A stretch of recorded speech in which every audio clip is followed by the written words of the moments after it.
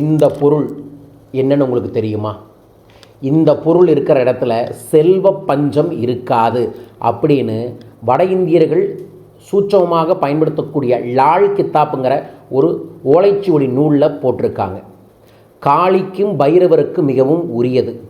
கல்கத்தா காளிக்கு இந்த பொருளைத்தான் சரிபாதியாக வெட்டி பழி கொடுத்து தெய்வத்திற்கே படையலாக வைப்பாங்க.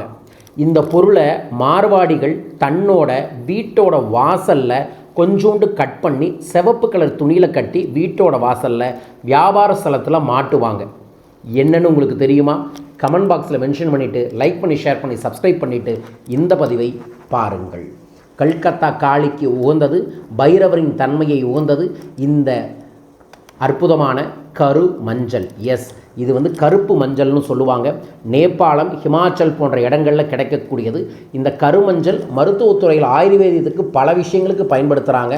ஆனால் தாந்திரிக வழிபாடுகளுக்கு, தெய்வீக ஆன்மீக வழிபாடுகளுக்கு பயன்படுத்தக்கூடியதே மெயினாக எதிர்மறை எப்படி இருந்தாலும் சரி நம்ம பக்கத்தில் அண்டாமல் தடுக்கிறதுக்கு மிகப்பெரிய ஒரு பொருள்.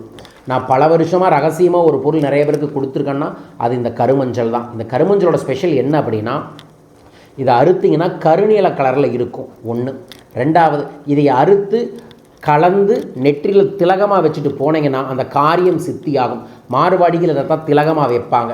மார்வாடிகள் வாரம் இதில் ஒரு சிறு பகுதியை கட் பண்ணி அதை பொடி பண்ணி அதை சாம்பிராணியில் கலந்து கடை முழுதும் சாம்பிராணியாக போடுவாங்க.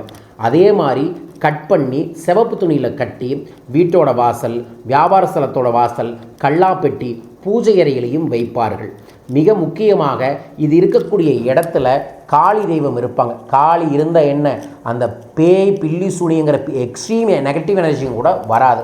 ஸோ இந்த தெய்வீகமான பொருள் உங்கள் வீட்டுக்கு வாங்கி வச்சு பாருங்கள். இது சில பேரில் நேர்மறை வீடுகள் இருந்துச்சுன்னா இந்த மாதிரி வளர்ந்தும் கூட அந்த எனர்ஜியை காமிக்கும். ஸோ இப்படித்தான் நம்ம தருவோம். ஸோ இந்த மாதிரி கிழங்கு தான் உங்களுக்கு வரும். ஸோ அதை உங்கள் வீட்டில் வச்சு பூஜை அறையில் வச்சுக்கலாம், கல்லாப்பெட்டியில் வச்சுக்கலாம், கொஞ்சமாக கட் பண்ணியும் வச்சுக்கலாம். நிறைய பேர் வீட்டில் இது வளர்ந்ததுக்கப்புறம் செடியில் நட்டி அதை வளர்ந்து அதோட எனர்ஜி கிடச்சிருக்கு. அந்த வீட்டுக்கு வாசுதோஷ நிவர்த்தியெல்லாம் சரியாக இருக்குது. ஸோ இந்த தெய்வீகமான கருமஞ்சள் நம்மளோட டிவைன் சென்டரில் இப்போ அவைலபிள் இருக்குது. நீங்கள் எப்போ இந்த வீடியோ பார்ப்பீங்க எனக்கு தெரியாது.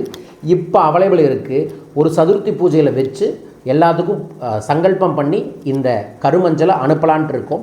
ஸோ உங்களுக்கும் இந்த தெய்வீக கருமஞ்சள் வேணும்னா வாங்கி பயன்படுத்துங்க. சிவப்பு துணியில் கட்டி பூஜை அறை, கல்லாப்பெட்டியில் வைக்கலாம், வியாபார ஸ்தலத்தில் வைக்கலாம். கட் பண்ணி பொடி பண்ணி சாம்பிராணியில் பயன்படுத்தலாம். கட் பண்ணி திலகத்தில் பொட்டில் கலந்து குங்குமப்பூவோடு சேர்ந்து நெற்றிலையும் வைக்கலாம். ஸோ அப்பேற்பட்ட தெய்வீக தன்மை இருக்கக்கூடியதான் இந்த கருமஞ்சள். இது ஜஸ்ட்டு ப்ரொமோஷனாக பார்த்தீங்கன்னாலும் சரி, பட் இது 100% உங்களுக்கு ஒரு பெரிய மேஜிக்கை ஏற்படுத்தி தரும். தன தாந்திரீக மூலிகையான கருமஞ்சள் உங்கள் இல்லத்திற்கு வர தொலைபேசிகளை தொடர்பு கொள்ளுங்கள். உங்களுக்காக அனுப்பி வைக்கின்றோம். பயன்படுத்தி வளம் பெறுங்கள். வாழ்க.